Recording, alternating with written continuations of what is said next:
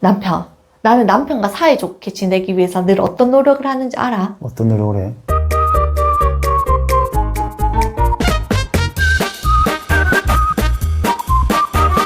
내가 지난주에 모 교육기관에 회복 탄력성 관련된 강의를 하러 갔어. 강의를 다 마친 후에 내 강의를 기획하셨던 팀장님께서 이런 질문을 던지시는 거야. 강사님께서 본인의 아이를 양육함에 있어서 가장 중요하게 생각하는 가치는 어떤 거예요? 본질적인 걸 말씀하시는 거예요? 라고 여쭤봤더니 그렇대. 그냥 궁금하다 하시는 거야. 그래서 내가 1초의 망설임도 없이 단 하나를 말했어. 뭔데? 내가 양육을 함에 있어서 가장 중요하게 생각하는 거. 난 알지. 바로 부부 사이야. 그랬더니 의아하다 하시는 거야. 부부 사이요? 이렇게 물어보시더라고. 그래서 팀장님이랑 꽤 오랜 시간 대화를 나누면서 아, 육아에서 부부 사이가 얼마나 중요한지에 대해서 우리 부모님들께서 미처 모르고 지나가는 부분들이 있을 수 있겠다라는 생각이 들더라. 그렇지. 그래서 오늘 영상을 찍어야 되겠다고 생각을 했어. 우리가 지한이 방학 맞이해서 요즘 도서관을 좀 자주 가는 편이야. 그런데 내가 20살 때 읽었었던 책을 요즘 남편이 읽고 있잖아. 그래서 도서관에서 집에 오는 차에서 내내 그 책 이야기를 했고 엘리베이터를 타서도 우리가 계속 책 이야기를 나눴어. 우리는 지하 3층에서 엘리베이터를 탔고 지한이 친구가 1층에서 탔어. 그래서 안녕하세요 인사하길래 안녕 하고 우리도 같이 반갑게 인사를 해줬지. 그리고 나서 남편과 내가 하던 대화를 계속 이어나갔어. 그랬더니 그 친구가 우리 지한이에게 귓속말로 이렇게 이야기를 했잖아. 그리고 나서 그 친구가 내린 후에 우리 지한이가 우리에게 이랬어. 방금 전에 친구가 나에게 뭐라고 이야기했는지 알아? 이렇게 묻길래 우리가 대화하다가 그래 뭐라고 했어? 이렇게 물어봤더니 너희 엄마 아빠 왜 이렇게 사이 좋냐? 그 이야기를 듣고 우리가 진짜 많이 웃었어. 무슨 생각이 들었냐면 우리가 사이 좋아 보이는 그 어떤 행동도 하지 않았어. 손을 잡았던 것도 아니고 사랑해 고마워라고 말을 했던 것도 아니고 책에 대한 대화를 계속 나누고 있었는데 내 자식도 아닌 내 아이의 친구가 우리 부부의 분위기를 읽어냈다고 하는 상황에서 나는 무슨 생각이 들었냐면 저 친구도 이 분위기를 읽어낼 수 있는데 자식들은 오죽할까? 그러면서 어린 시절에 나를 소환시켜봤어. 우리 엄마 아빠는 특별히 정말 격렬하게 싸우던 부모님은 아니셨어. 그렇다고 하여 사이 좋은 부부도 아니셨어. 대부분 우리 때 부모님 똑같지. 그런데 내가 고등학교 때 친구네 집에 놀러 갔어. 친구네 집이 너무 좋은 거야. 그 집의 거실이 우리 집 다 합친 것보다 더 크더라고. 그런 집에 사는 친구를 보고 질투를 느끼진 않았어. 질투를 느끼기에는 너무 격차가 크니까 그냥 부러움을 느꼈던 것 같아. 그렇지, 부럽지. 그래서 그 친구 엄마가 시켜주신 피자를 맛있게 먹고 있는데 친구 아빠가 들어오시는 거야. 아빠가 넥타이를 탁 메고 퇴근을 하시는 모습이 너무 근사하더라고. 그래서 우리가 안녕하세요 하고 인사를 드렸더니 또 너무 친절하셔. 그래 누구 친구 왔구나 이렇게 하고 들어가시는데 내가 거기서 이상한 점을 발견했어. 뭐? 내 친구 엄마 아빠가 서로 눈도 안 마주치시고 서로 인사도 건네지 않으시는 거야. 그런데 친구에게 물어볼 수 없잖아. 그냥 신기하다 이렇게만 생각하고 있었는데 내 친구가 귓속말로 이렇게 말하는 거야. 우리 엄마 아빠 이상하지. 그냥 싸웠으면 좋겠어. 그냥 큰 목소리 내고 싸웠으면 좋겠어. 내 친구는 이유를 알 수 없대. 엄마 아빠가 서로 대화하지 않는 이유를.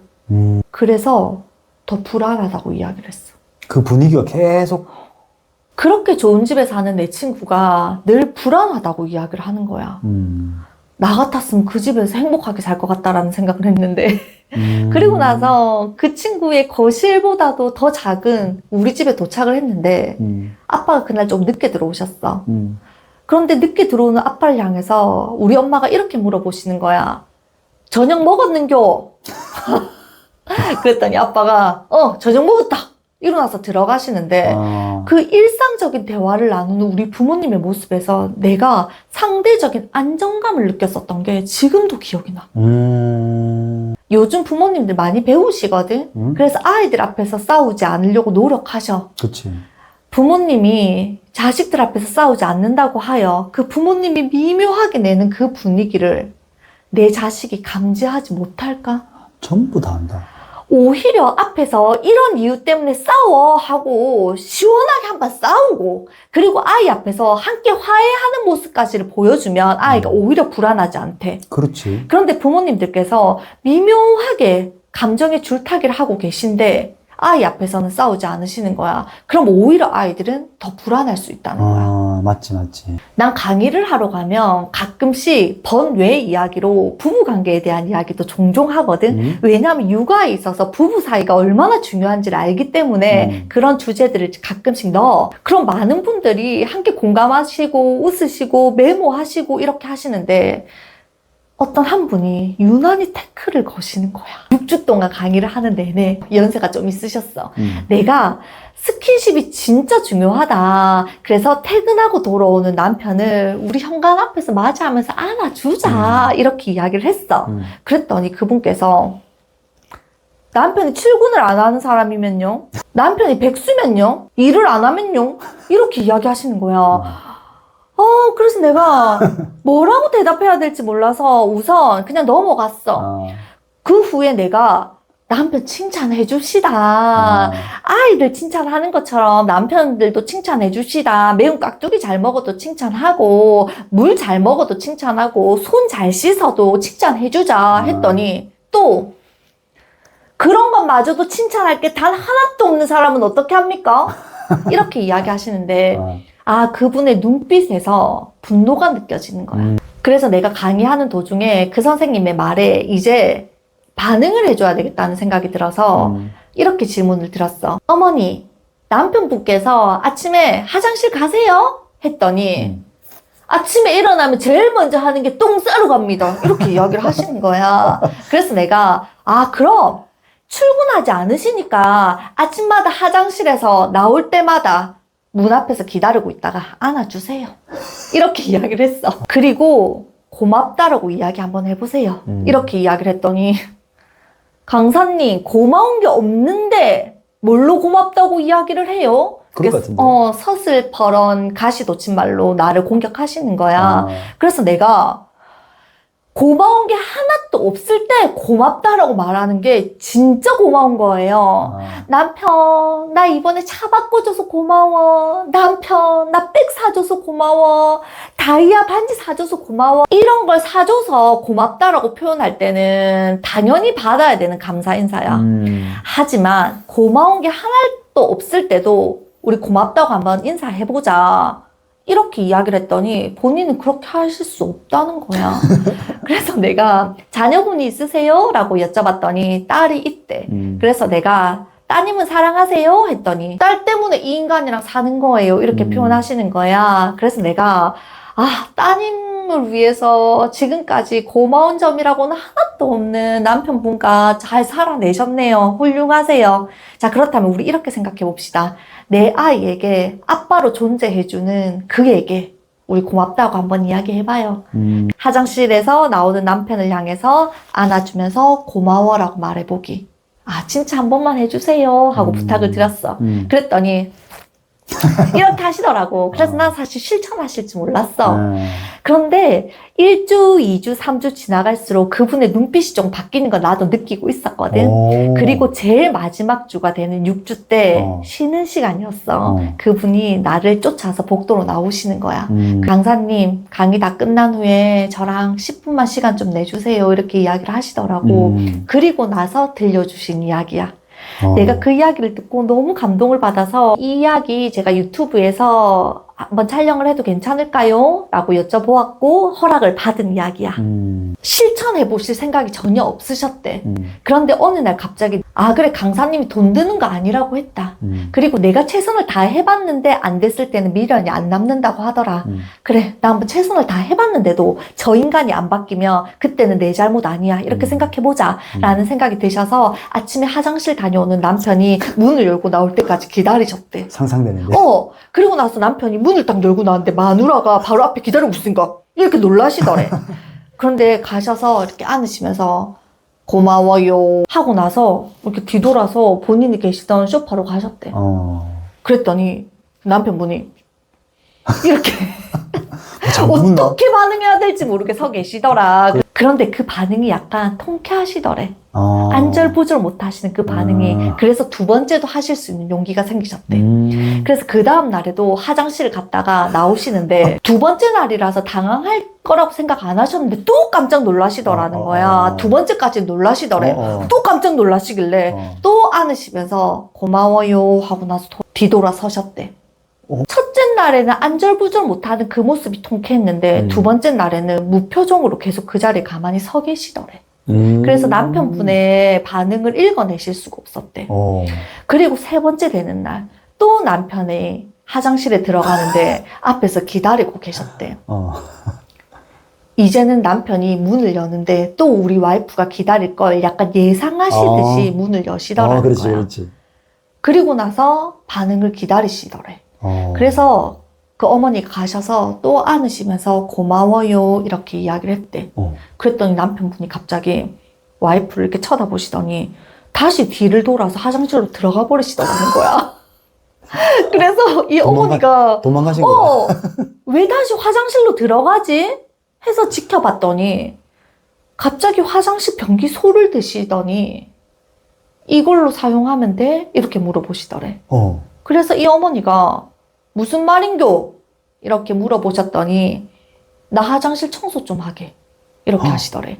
그런데 결혼하시고 나서 30년이 넘는 세월 동안 단 한 번도 화장실 청소를 해주신 적이 없는 남편이었대. 대화가 안 된다고 생각했고 그래서 대화를 나누지 않았고 그래서 우리 남편은 늘 저런 사람이야 하고 늘 단정지어서 해석하고 계셨던 거야. 그런데 갑자기 화장실 청소를 하겠다고 하더래. 근데 가부장적이라고 생각하고 있었던 그 남자가. 그래서 이 어머니가 갑자기 화장실 청소는 왜 하려고 하는겨? 이렇게 물어보셨대. 그랬더니 아버님이 이렇게 이야기하셨대. 당신이 계속 나에게 고맙다라고 이야기를 하는데 본인이 3일 동안 내가 대체 저 사람에게 어떤 부분에서 고마웠을까를 생각해봤대. 그런데 내가 남편으로서 당신에게 고맙다라는 인사를 들을 수 있는 행동을 단 한 번도 하지 않았다라는 생각이 드시더래. 그래서 고맙다라는 말을 듣고 나니 진짜 고마운 행동을 해야 되겠다라는 생각이 들어서 나 화장실 청소하려고 해. 이렇게 말씀을 하시고는 정말 결혼하고 처음으로 화장실 변기를 닦으시더래. 그 모습을 지켜보는데 이 어머니께서 눈물이 날 것 같았다라고 표현을 해주시는 거야. 화장실 청소하라고 한 것도 아닌데. 아닌데. 그리고 나서 남편이 화장실 청소를 하고 나오는데 이 어머니가 고마워요 또 이렇게 했대. 그랬더니 이 남편분께서 그런데 나 처음 해봐서 깨끗하게 잘 못해서 당신 마음에 안 들 수도 있어. 그런데 나 이제 매일 할게. 그리고 나면은 다음번에 조금 더 잘할 수 있을 거야. 그런데 그런 식의 대화를 결혼하시고 거의 처음 해보셨대. 그렇지. 그런데 여기서 정말 대단한 사건이 벌어졌어. 뭔데? 부부의 대화를 듣고 있던 20대 딸이 갑자기 울더래. 진짜? 그러고는 엄마 아빠가 이렇게 대화하는데 나 너무 기뻐.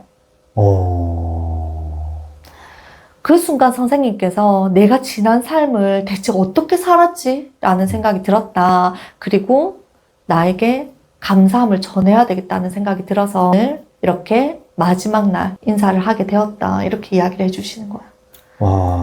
나 같아도 눈물 날 것 같다. 나도 못 들어봤거든. 뭘 못 들어봐? 내가 남편한테 고맙다는 말? 아니, 나 엄마, 아버지하고 그런 대화를 나눈 걸 들어본 적이 없다. 그렇지. 근데 아버지는 돌아가셨거든. 들어본 적이 없어. 남편. 의외로 관계를 회복하는데 몇십만 원씩 주면서 부부 클리닉을 찾아갈 필요가 없어. 난 뭐부터 도전해보셨으면 좋겠냐면 스킨십과 고마워. 정말 내가 이 마법을 언제 경험했냐면 내가 2년차 유치원 교사일 때 우리 반에 한 명의 여자친구가 사실 너무 안 예쁜 거야. 그런데 그 아이가 별로 예뻐 보이지 않는 내 자신이 너무 못마땅한 거야. 교사로서의 자격이 없는 사람 같이 느껴지는 거야. 그래서 매일 퇴근하는 버스 안에서 내 자신에 대한 자괴감이 너무 많이 드는 거야. 그때 내가 든 생각이 내가 이 여자아이를 못마땅해 하고 있구나. 그렇다면 내일부터 내가 그 아이를 의도적으로 매일 아침마다 안으면서 사랑해라고 말해야 되겠다. 고마워라고 말해야 되겠다라고 혼자 결심을 했어. 그리고 나서 그 다음 날부터 아침에 등원을 하면 무조건 그 아이를 으스러지게 안으면서 사랑해, 고마워라고 이야기를 했어. 사실 처음에는 진심이 아니었거든. 훈련된 모습으로 사랑해, 고마워하고 안아줬어. 그런데 정말 기적을 내가 만나게 되었어. 이건 기적이라고 밖에 말할 수 없어. 매일마다 안으면서 고마워, 사랑해라고 말했더니 어느 날 그 아이가 너무 예뻐 보이는 거야. 너무 귀여운 거야. 그전에는 못마땅해 보였던 그 아이의 행동이 너무 귀엽게 보이기 시작하는 거야. 야. 그전에는 그 아이가 밥을 다 흘려가면서 이렇게 퍼먹는 모습이 너무 못마땅했어. 그런데 스킨십을 통해서 사랑해 고마워라는 마법을 부렸더니 어느 날 밥을 퍼먹는 이 아이의 모습이 너무 귀여운 거야. 너무 사랑스러운 거야. 마법이네. 그리고 나서 꽤 오랜 시간이 흘러서 내가 유치원 원감으로서 관리자로서 살아갈 때 나의 너무나 사랑하는 애제자였던 후배 한 명이 원감 선생님 요즘 고민이 있어요 라고 이야기를 하는 거야. 그래서 어떤 고민이 있니? 했더니 한 명의 여자친구의 이름을 말하면서 그 아이가 예뻐 보이지 않아요 라는 고민을 이야기하는 거야. 10몇 년 전에 방세형의 고민을 나의 후배가 하고 있는 거야. 그래서 내가 그 후배에게 내가 만난 기적의 이야기를 해줬지. 매일마다 안아야 된다. 두 번째는 고맙다라는 말을 내뱉어야 된다. 그랬더니 우리 후배가 그런데 그 아이를 별로 사랑하지 않는데 그 말이 진심으로 통할까요? 이렇게 고민을 이야기하길래 내가 부리는 마법의 언어를 한번 너도 경험해 보길 바래. 이렇게 이야기를 해줬거든. 지금 그 후배가 내 영상을 보고 있을 것 같기도 해. 그 후배가 일주일도 되지 않은 어느 날 교무실에 문을 박차고 들어오면서 나에게 이렇게 말했어. 원감 선생님이 말씀하신 마법을 저 경험했어요. 나 그때 그 기적이 지금도 소름이 돋거든. 그때 우리 후배가 뭐라고 이야기하냐면 원감 선생님 월요일부터 시작을 했고 오늘은 금요일이에요. 그런데 제가 진심으로 오늘 이 아이가 예뻐 보였어요. 원감 선생님이 말한 마법과 기적은 존재하는 거였어요. 이렇게 이야기를 하는 거야. 그때 내가 정말 언어가 내뱉는 그 기적이 진짜 존재한다는 걸 알게 되었어. 그래서 너무나 단순하지 않아? 어떤 전문가를 찾아가서 12주 코스의 심리치료를 받지 않고도 스킨십과 사랑한다는 말, 고맙다는 말만으로도 우리는 너무나 많은 변화들을 만날 수 있다는 거야. 맞지. 정말이야. 그래서 나는 나의 아이가 불안하지 않고 안정되게 삶을 만나고 자라기 위해서는 나의 부모의 모습을 지켜봐야 돼. 그 부모가 사이 좋은 모습을 보는 것만으로도 이 아이들은 안정감 있게 자랄 수밖에 없어. 내 아이가 밖에 나가서 시련을 만났어.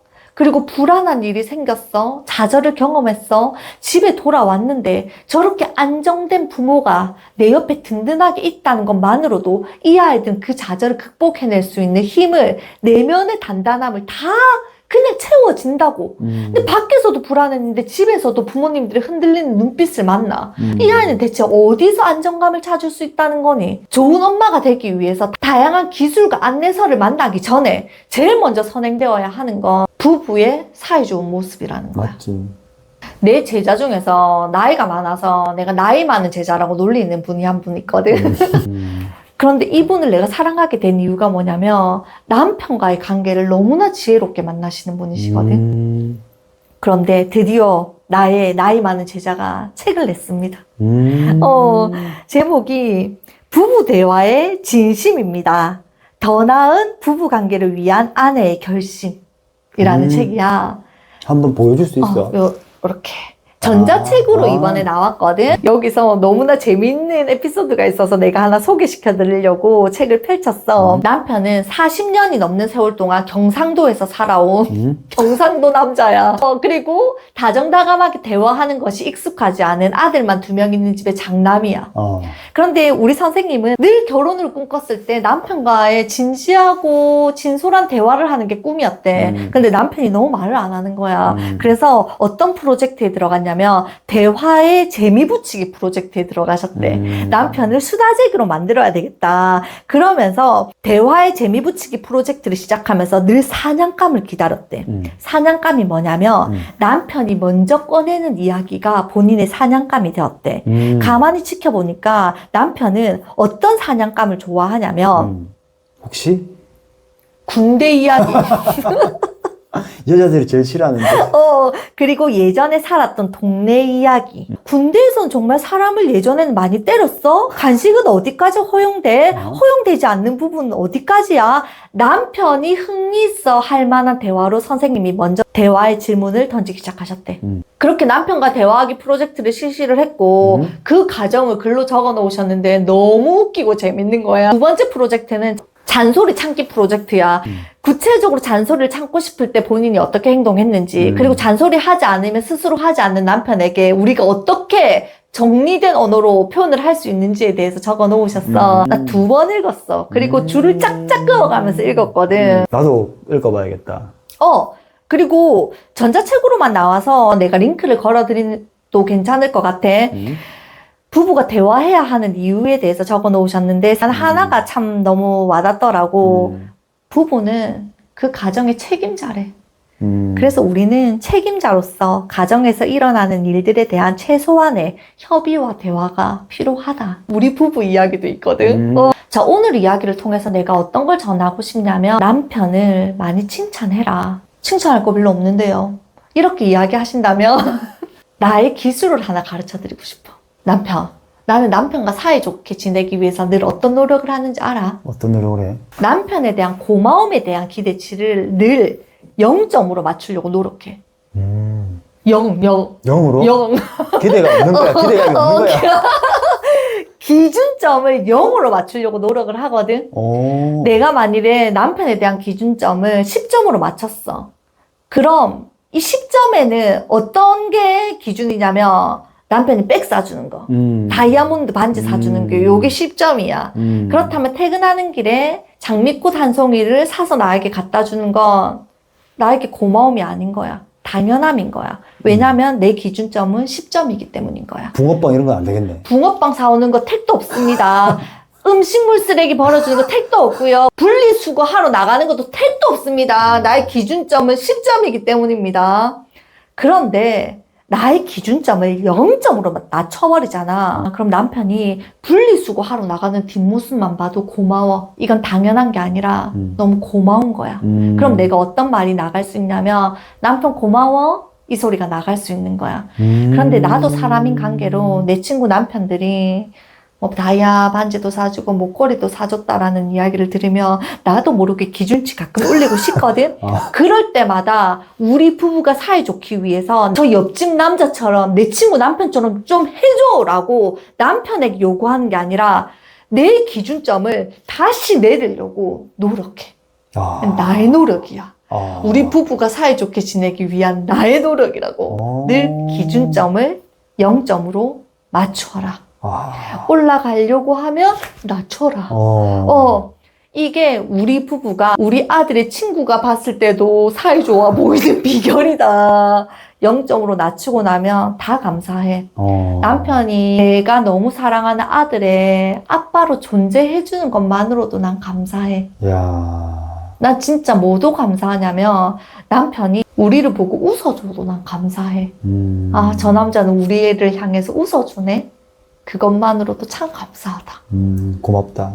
그리고 이런 책 같은 거 참고해서 공부도 좀 하고 자녀 양육서만 보지 말고 부부 관계가 사이 좋아지기 위한 다양한 에피소드들도 한번 만나보시는 것도 좋고, 그렇게 노력하면서 사이 좋아진 부부의 모습을 보고 20살의 딸이 눈물을 흘렸던 것처럼 혹시나 불안도가 높아요, 아이가 늘 예민해요, 작은 일에도 울음을 터뜨려요, 내면이 왜 저렇게 약한지 모르겠어요 하는 아이들은 부모가 사이 좋은 모습을 보는 것만으로도 다 치유될 수 있다. 그게 바로 본질이다. 이런 이야기 해드리고 싶어.